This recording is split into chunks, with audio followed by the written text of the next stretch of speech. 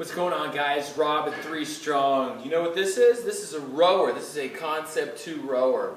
And I'm going to show you the basics of how to get set up on the rowing machine, because I feel like this is a tool that should not be overlooked. A lot of your CrossFit gyms, or most if not all of the CrossFit gyms, are going to have a rower.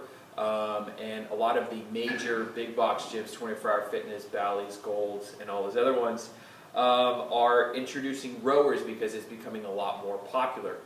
But I've seen people use the rower and they're wasting their time with it.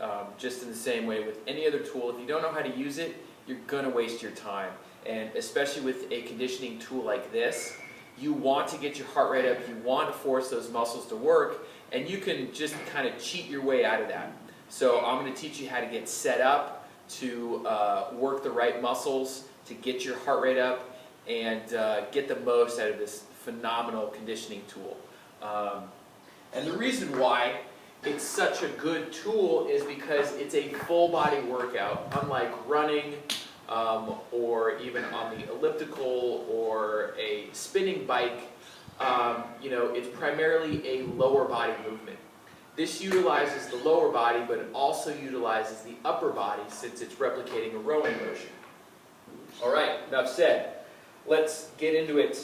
So first you want to adjust the footboards. You have these little pads, or these little footboards here.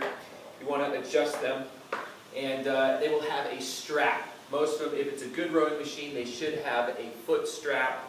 You want to get that set up pretty much right, you know, not over the toes, not over the middle of your foot, but probably, you know, right in the crease of your foot there, whatever. Right above the toes. And you want to get set that up fairly tight, because since this since the seat slides, that's going to be the thing that's going to lock your feet in so you don't continue to roll back. Okay. Anyway,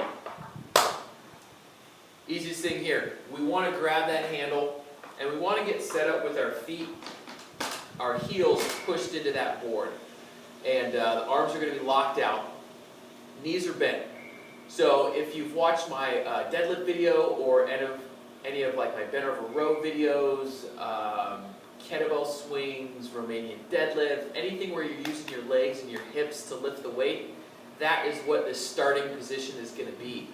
Because you're actually going to create tension in this chain by driving your legs back without even pulling with the arms. So I'll show you a couple of pulls here. Drive back with the legs. Finish with the arms, and then legs, bring it back. So we create tension by pushing those legs back, driving the legs, and then letting the arms finish. So what I see a lot of people doing is they'll notice how there's not a lot of tension. My legs aren't transferring that power to the handle, and this is really light. We want to drive back, stay rigid, and feel that tension on the chain.